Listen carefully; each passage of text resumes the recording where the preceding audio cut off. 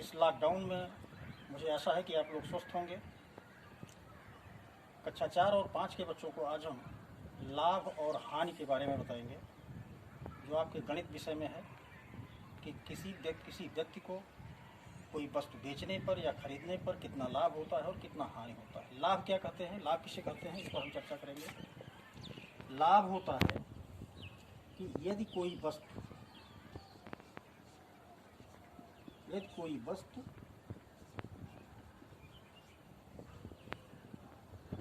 क्रय मूल्य से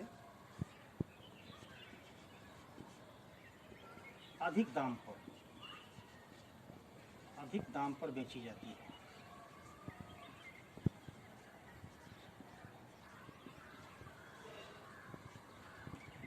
अब यहाँ हम चर्चा करेंगे कि क्रय मूल्य क्या होता है।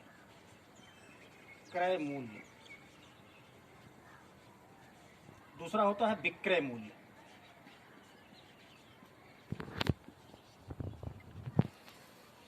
क्रय मूल्य वह होता है जिस पर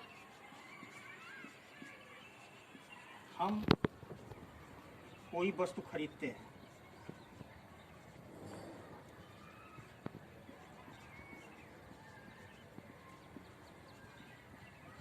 विक्रय मूल्य है जिस मूल्य पर बेचते हैं।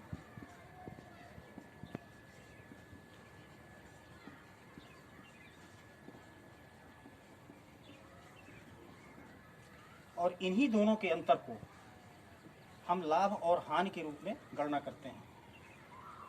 अगर कोई वस्तु मान लीजिए 5 रुपए में खरीदी गई और 7 रुपए में बेची गई, तब क्या होगा, लाभ। यदि कोई वस्तु 5 रुपए में खरीदी गई और 3 रुपए में बेची गई तो होगा हानि। तो विक्रय और विक्रय मूल्य के अंतर को ही हम लाभ और हानि की परिभाषा में जोड़ते हैं। जैसे लाभ क्या होगा कि विक्रय मूल्य अधिक होना चाहिए और विक्रय मूल्य से हम क्रय मूल्य घटा देंगे तो हमको क्या मिल जाएगा, लाभ। यही हमारा लाभ हुआ। मान लीजिए कोई भी वस्तु आपने 100 रुपए में खरीदी। कितने में खरीदी आपने, 100 रुपए में। तो 100 रुपये आपका क्या हो गया, ये हुआ क्रय मूल्य। और आपने इसको बेच दिया 120 रुपए में। 120 रुपया क्या हो गया तो आपका विक्रय मूल्य। अब खरीदा आपने 100 रुपए में, बेचा आपने 120 रुपए में, तो क्या हुआ यहाँ, लाभ। लाभ कितना हुआ, तो लाभ बराबर, मैंने आपको पहले ही बताया है कि लाभ बराबर होगा विक्रय मूल्य में से आप क्रय मूल्य को घटा देंगे। क्रय मूल्य को घटा देंगे। इसी तरह से हानि होता है। हानि में क्या होता है कि आपने कोई वस्तु खरीदा और उसको जब बेचने लगे आप, तो उसका जितने में आपने खरीदा था वह दाम नहीं मिला, बल्कि कम दाम मिला। तो इसका मतलब यह हुआ कि आपका विक्रय मूल्य कम होगा और क्रय मूल्य अधिक होगा। तब हानि क्या होगा, हम क्रय मूल्य में से विक्रय मूल्य को घटाएंगे, तब हमको मिलेगी कि कितना हानि हुआ। जैसे आपने कोई वस्तु 100 रुपए में खरीदी और उसको आपने 80 रुपए में बेच दिया। अब इसमें लाभ हुआ कि हानि, चूंकि आपने 100 में खरीदा था, 80 में बेचा, इसलिए 20 रुपए कम मिले आपको जितने में आपने खरीदा था। इसलिए क्या हुआ कि वो हानि हुई। कितने की हानि हुई, 100 में से अगर हम 80 रुपए घटा देंगे तो आएगा कितना, 20 रुपए। 100 में से हम 80 घटा देंगे तो आएगा 20 रुपए, और यह 20 रुपए क्या हुआ, हानि।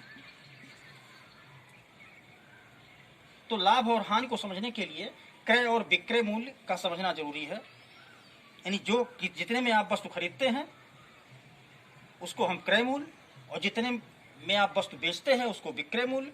उनके अंतर को लाभ और हानि के रूप में, जिस तरह से आपका क्रय मूल्य और विक्रय मूल्य, अगर विक्रय मूल्य बड़ा होगा तो लाभ होगा और अगर क्रय मूल्य बड़ा होगा तो हानि होगा। आज हम क्रय और विक्रय मूल्य के संबंध में आपको इस तरह से चर्चा की है जिसमें हानि और लाभ की स्थितियां आ रही हैं। कुछ प्रश्न ऐसे हैं, जैसे मान लीजिए कोई प्रश्न है कि राम ने एक साइकिल खरीदी 2000 रुपए में। कितने में खरीद रहा है वो? 2000।